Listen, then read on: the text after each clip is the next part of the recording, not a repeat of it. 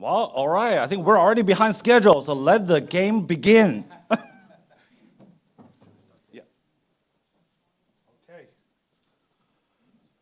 Jean-Marie, yes, we have Jean-Marie Meier from University of Pennsylvania telling us all about whether consumers care about ESG. Floor is yours. You have 20 minutes.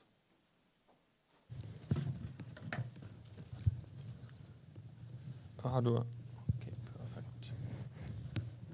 20 minutes, you said. Okay, thanks so much to the organizers for having me and my paper, Do Consumers Care About ESG? Evidence from Barcode-Level Sales Data on the program. This is, so I'm at the University of Texas at Dallas, and I'm currently visiting for a full year Wharton, so very close by. This is joint work with Henri Servaes from London Business School, with Jiaying from the Southwestern University of Finance and Economics, and with Stephen Xiao, also at the University of Texas at Dallas. And a quick disclaimer, you see me like limping.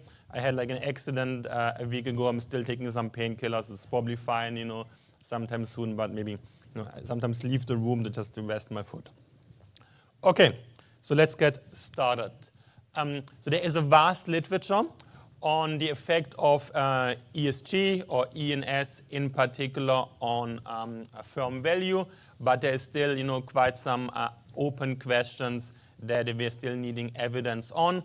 One issue is on endogeneity, to kind of like tease out cause and effect. It could be on the one hand that engaging in these practices is genuinely good for firm value.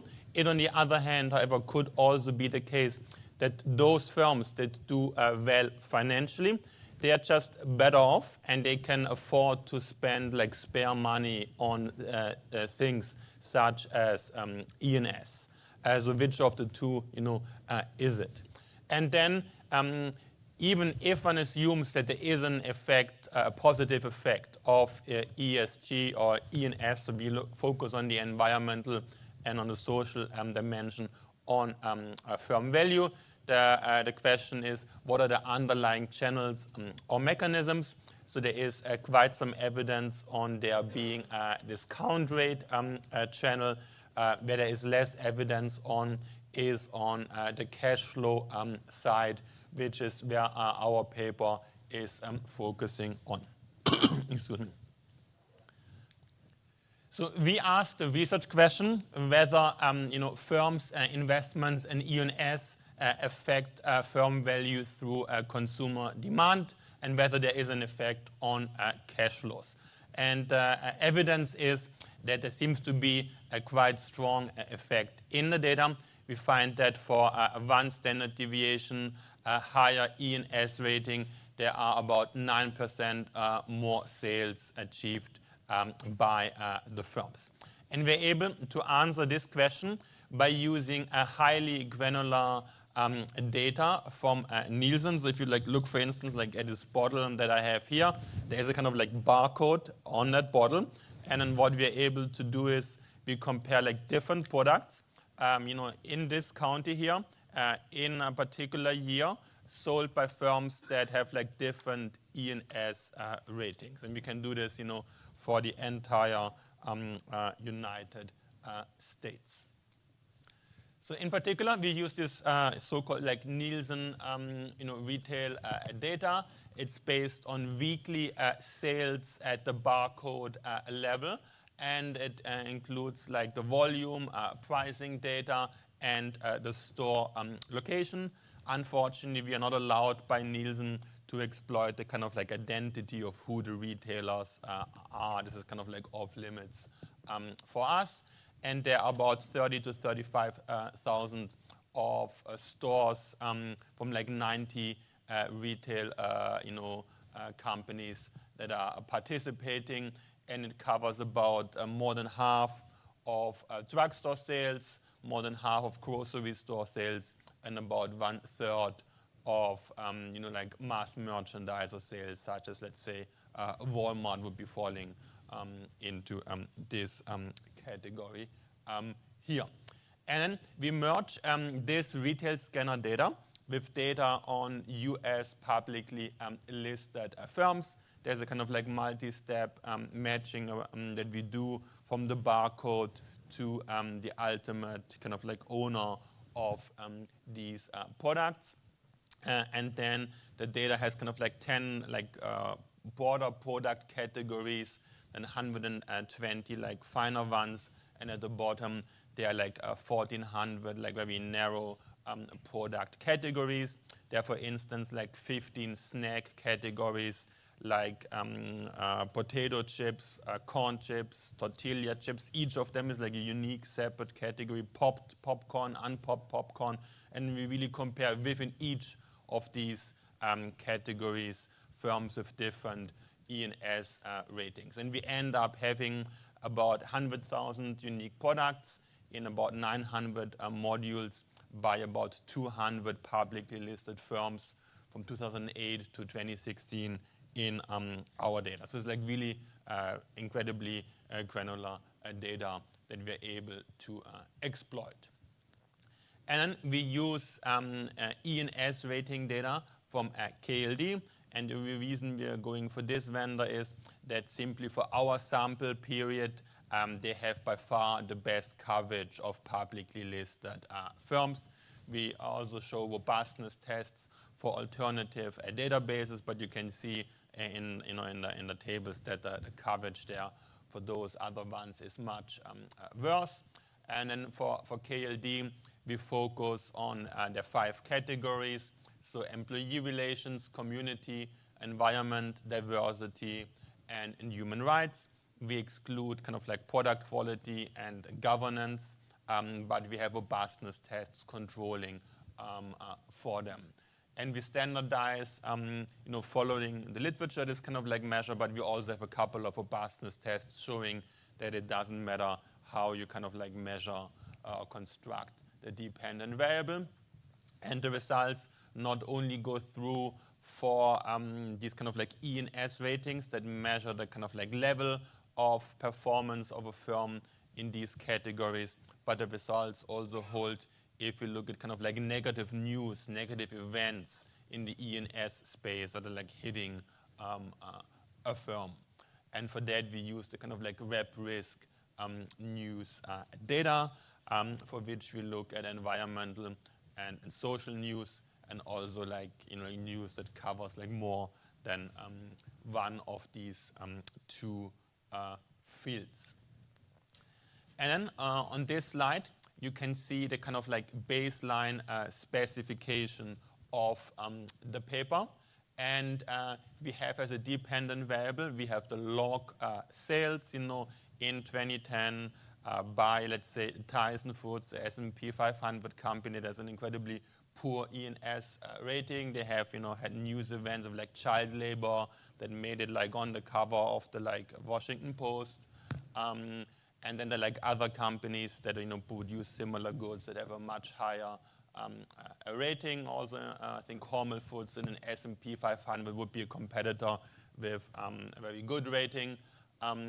And then this is at the firm times module times county year level. And then the variable of interest is this E&S rating. And then we have firm times county times module fixed effects. We have county times year fixed effects. And we have module times year fixed effects. Standard errors are triple clustered at the firm times module times county level.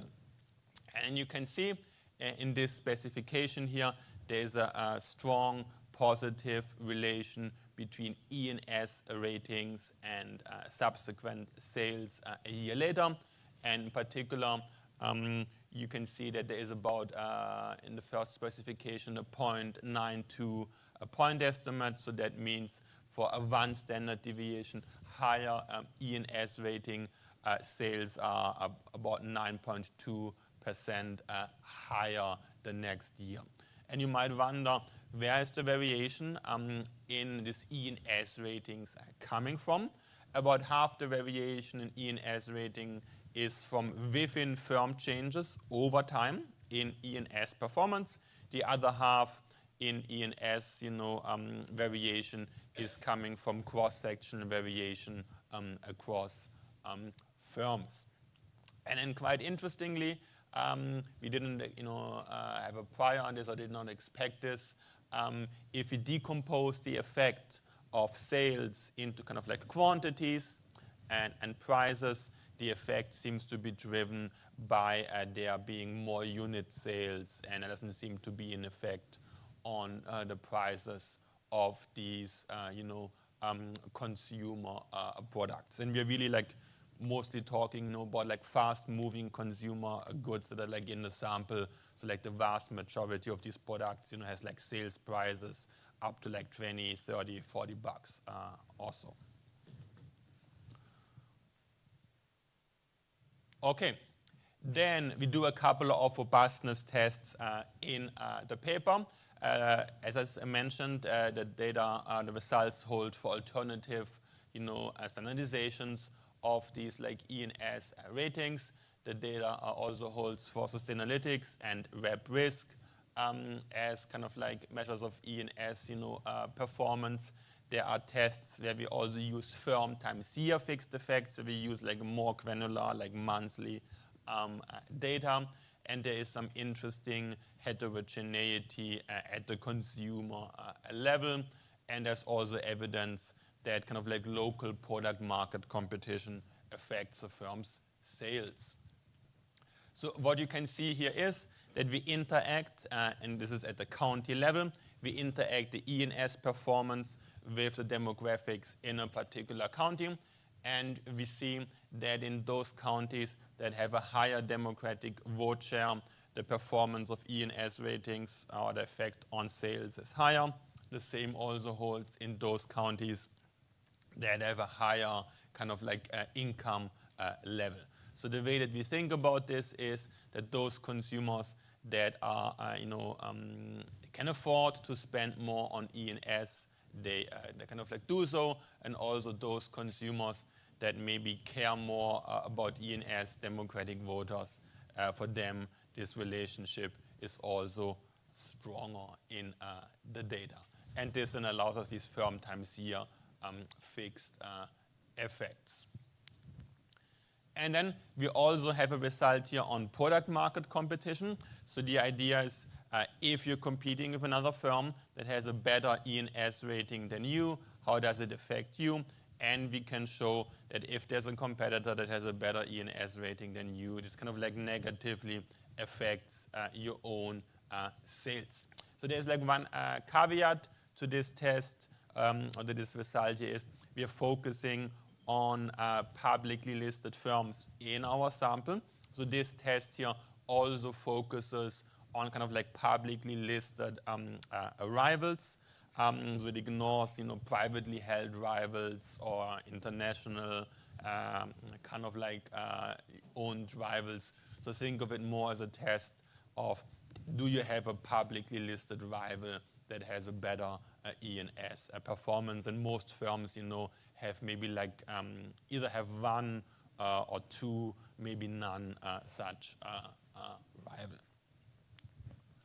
Then we also look at the monthly product sales in a kind of like news test. So the idea is if there is some negative news, this should affect, the sales after the event, but not before. The evidence for this, should like help us narrow down the identification. The whole paper is highly computationally intense. It takes about like 2 days to like run the entire code. And now if we go into the monthly level, something else has to go, and we're basically getting rid of the geographic dimension for computational reasons. But we can have product times year fixed effects, module times year months fixed effects. And you can see here in the data that if in the quarter before or 2 quarters ago you had a negative news event in the E&S space, for each such event your sales are dropping by about 1%. And this, I think, certainly helps with like narrowing down some potential identification concerns. And then another quasi-natural experiment that we are exploiting is nearby disasters. Disasters either being environmental or like human-made. So imagine like a hurricane or kind of like oil spill. And we're not, coming up with a list of disasters of our own. We're using a list of major disasters as defined by the EPA. And then the idea is, if there's a disaster that is close by, but we're excluding the kind of like counties that are like directly affected, then in such a case, you might be paying more attention to E&S issues. This is like more salient if something close by is happening. So this is the kind of like we think this is kind of like relevant, and then like exclusion restriction is that it's arguably exogenous to the firm's E&S policies if such a disaster kind of like happened and we lag the E&S ratings by 1 year anyhow, and then we do a diff and diff around these environmental disasters, and we look if there is a disaster within 500 miles and take the other counties as control. And then in this specification, we have again the monthly dimension. We have the geographic dimension, but then at the kind of like product level, we have it slightly less granular for computational reasons again. And then we have firm times department times county fixed effects, country times year months fixed effects, department times year months fixed effects, firm times year months fixed effects, and the clustering is double clustered at firm and geography level. And as you can see here in this chart, there is a kind of like temporary increase in the sensitivity of E&S ratings on sales in those counties that are like closer to these disasters. So indeed, it seems to be that kind of like salient events kind of like sharpen consumers' focus on E&S.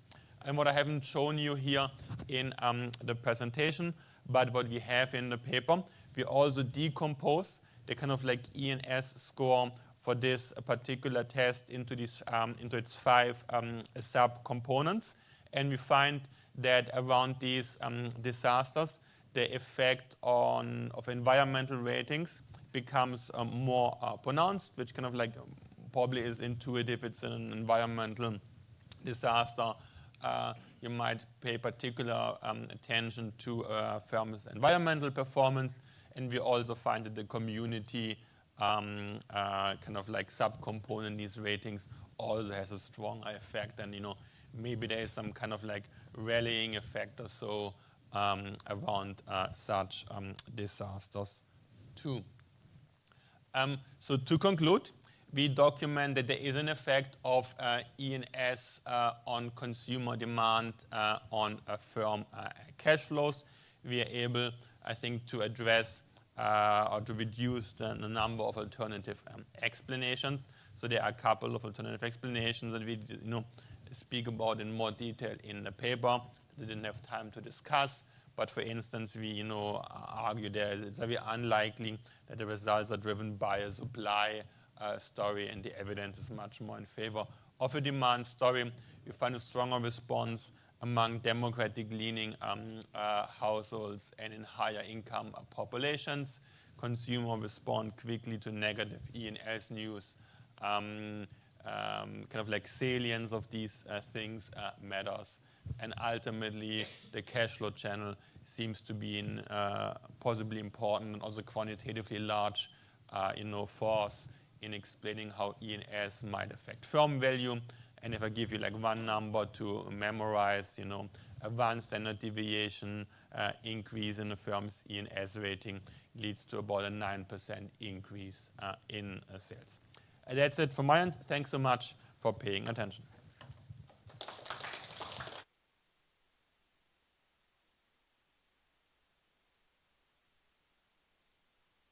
We have Pedro Matos from University of Virginia. Thank you very much to discuss it. a great program. I'm very much looking forward to the rest of the day. I was online in some of the previous editions, and so welcome everyone that's online as well. So this is an age-old question in ESG, which is do you do well by doing good? It's an age-old question. There's, let's say the Chicago school, Milton Friedman's approach versus say the school I'm part of. Ed Friedman is a scholar who coined the word stakeholder theory that's not just influenced finance, but many other fields.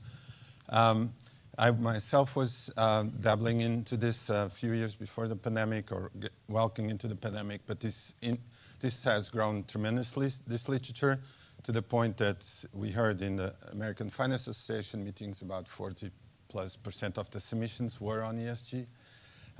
And so this active theoretical debate, whether sustainable businesses generate more cash flow, as this paper examines, or maybe it's just investor preferences for non-pecuniary reasons that are shifting temporarily the stocks that have better E&S performance.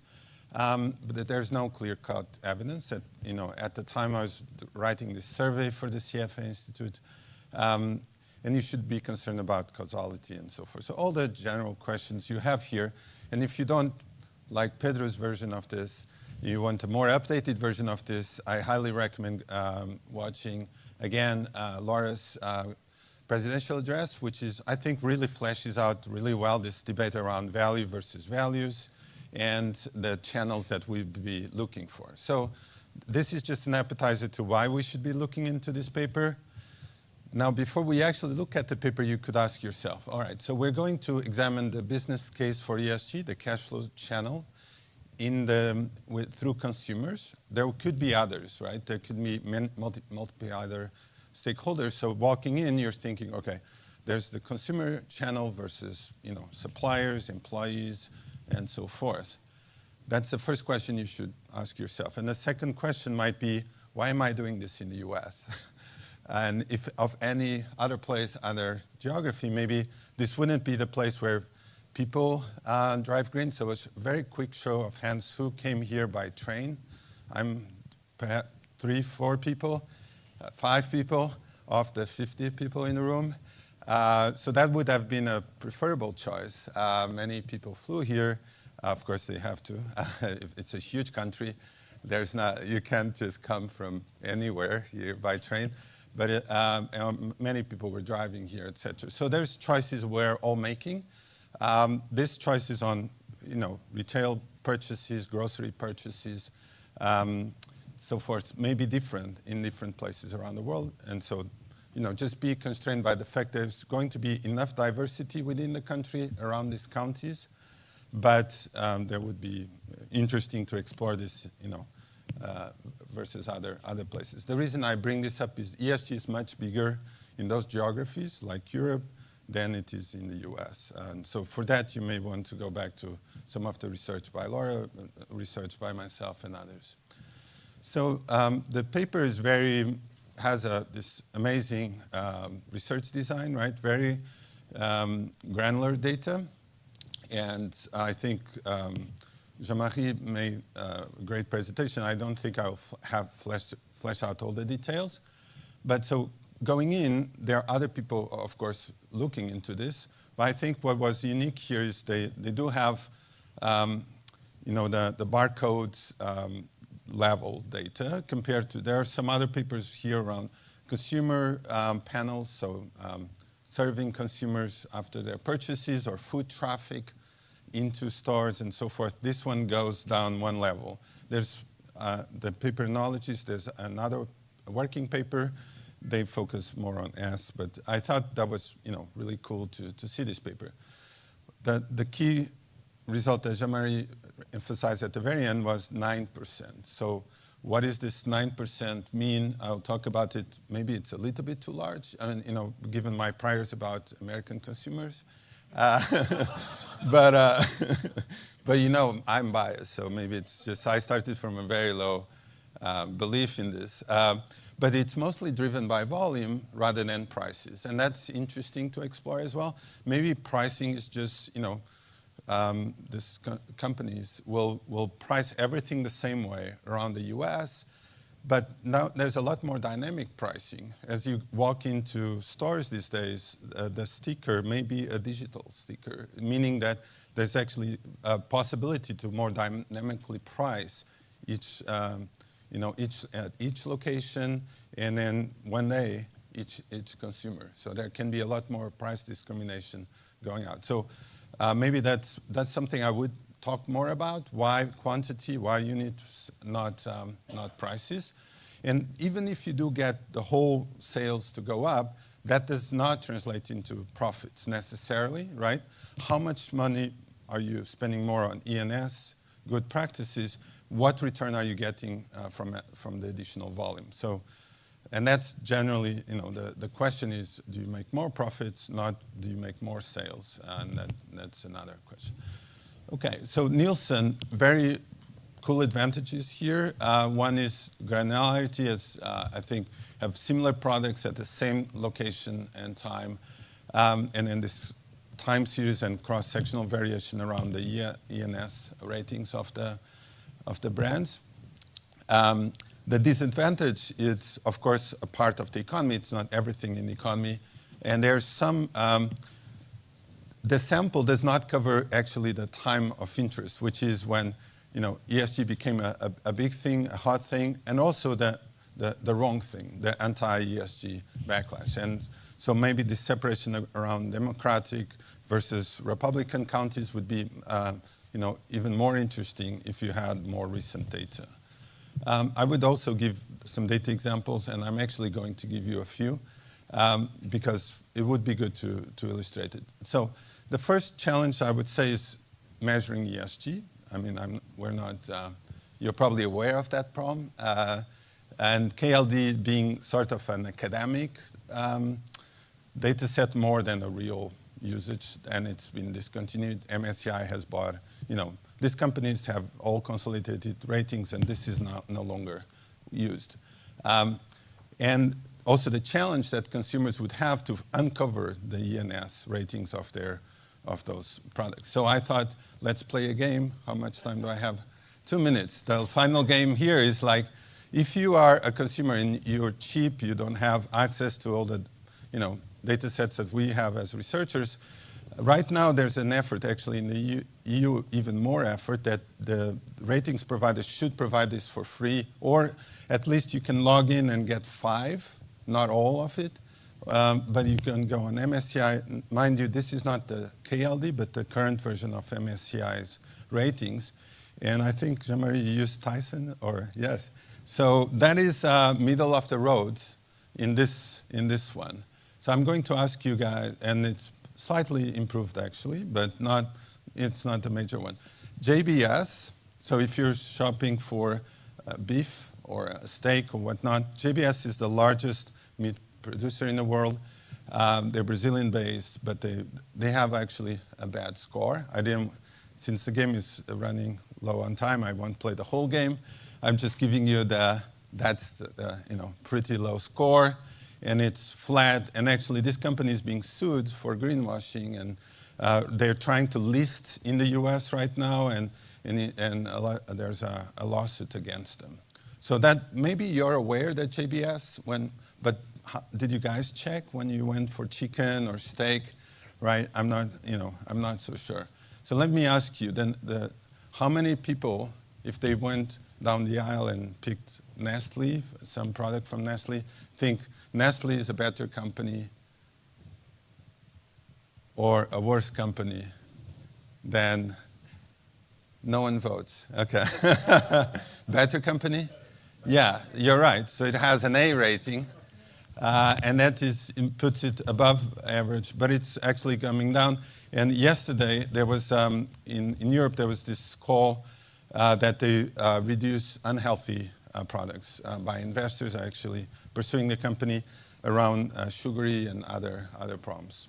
Anyway, so what I'm trying to say is maybe we should run the first part, run some survey of whether consumers could even guess what are this ESG? Because it's very hard. So maybe just doing an Amazon MTurk. And the other challenge as well is all these examples were foreign companies. And say if you take Mars or other companies, they're private as well. So it's hard many times to go beyond the public companies. And the last thing was from my actually marketing colleague. It's in the Review of Economic and Statistics, but something I like about Raj's work was during the Iraq invasion, French were portrayed as no longer friendly to the Americans because they didn't vote in favor of the invasion of Iraq. And all the French-sounding names were, with the same data set, were boycotted. Well, some boycotts, but anything that sounded French, there was a drop in volumes. And that despite a lot of these products being like French roast coffee, that doesn't mean it's French.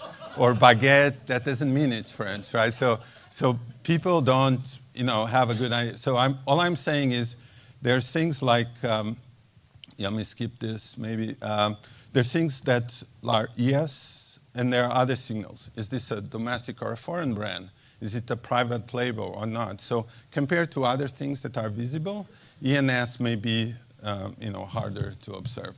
So, and then I think the last thing is, I mentioned if I could push the authors to keep pursuing this, I would do another 5 years, because right now there's, you could cater to different audiences or to different counties differently. Some are more ESG and some are anti-ESG. And that's, you're seeing the polarization in these countries, so it would be very good to pursue. Right, so that's it. Last thing is just advertising. I had to do this. That's the only reason I came to this conference. No, I'm kidding. There's a lot happening on ESG. We will have a call for another conference, which is the PRI. So Sean was there, June was there, and other people were there. In Tokyo, we'll have it in Toronto next year. And also you can join the online series for seminars. So good luck and best wishes for the paper. Thanks so much.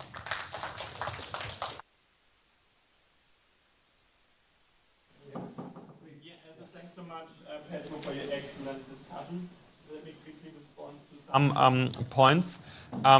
So you're indeed right, it might not be possible for every consumer to perfectly link a product to E&S ratings, but I don't think that we need the majority of consumers to be able to do it. If there is a minority of 5% or so or 10%, who strongly cares about it and makes it their mission to go out of their way, that kind of might be enough for our results to go through. Then, the sample period, it's a great point. I think it would be interesting to extend it. But then the issue is that the KLD data, that is very good for our sample period, as you said, at some point it was discontinued. So we don't want to extend it, because then we would run into these data issues that we don't have for our current sample period, where we are comfortable that this is the best data source out there. A limitation is, of course, that we only look at sales and not at profits. But I think that's just the nature of work, and in a couple of years there will be a paper that will be able to look at these things, such as this paper has been improving on the existing literature too. Then the 9%, is it too large? Is it small? I think this is definitely the case that if you look at, let's say, commodities, power production or so, then it might be much more difficult to improve your E&S rating than on these fast-moving consumer goods. So it might certainly be the case that we are looking at a part of the economy where the costs of improving your E&S might not be as large as in other parts of the economy, and that might be contributing to that magnitude. And I think you did a great job of also mentioning a couple of competing papers. And I think what is our strength is all the competing papers, that we are aware of, they have one of two, if not both, of the following limitations. So we look at actual sales. These other papers, they either look at like analyst forecasts or like store visits, or they look at survey data. And we also are the only paper that looks at E&S ratings and at ES news. And the other papers, except for one, they only look at news events, but not like the level of E&S ratings. And then the only other paper that looks at this like sales data that we have, they then don't look have one of these other downsides. So this Christensen paper, they said they only look at negative S news, but not the level of a company's performance. So I think that makes our paper hopefully stand out. Yeah. Thank you.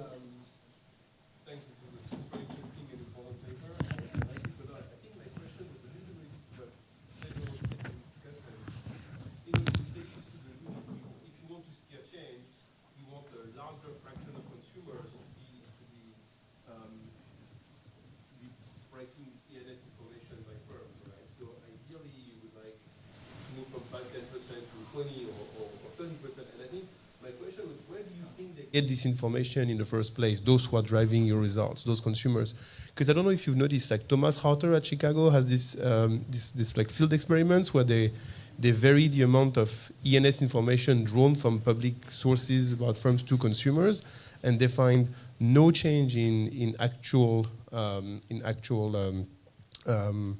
purchases in the following weeks or months, right? So I guess the puzzle here is like, how do these 5-10% of consumers that drive results get this information in the first place? And I think if there is any way you can uncover this would tell us where to push or where to nudge to try to generalize or spread these preferences among more consumers in the economy. I know it's a tough question and maybe not something you can add in the paper, but I was just curious if you have any thoughts on that.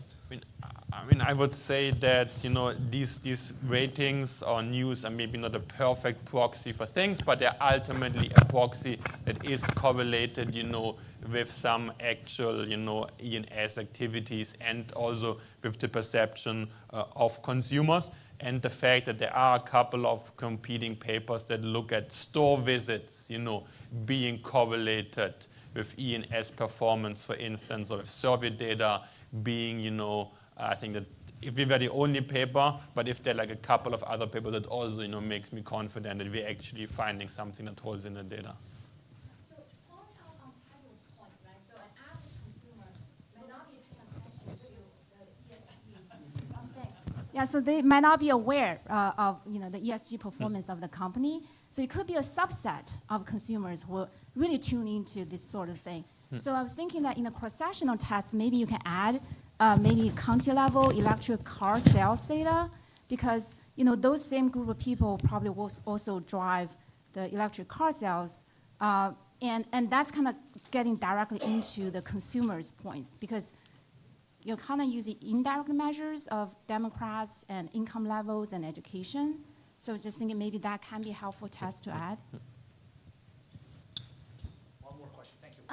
Oh, sure. So I'm curious about, I think average consumer is very brand conscientious, but they have no clue about ownership of the brands. If there's an ESG negative news of Campbell soup, so indeed consumers could buy fewer Campbell soup, but they have no idea that actually Campbell soup also own Goldfish, my kid's favorite. So I think that the connection seems to be from the namesake connection, but for example, the Starbucks flavored drink is owned by Pepsi. But if Starbucks have bad news, should I buy less Starbucks flavored, or it should be linked to Pepsi negative news? So I think just the brand recognition does not seem to be connected to ownership brand, because ownership brand is extremely fluid. Firms spin off brands, buy new brands all the time. So I just want to see a little bit more connection along that dimension. Thank you very much. So we're running out of time a little bit, so let's postpone the questions for after the session. So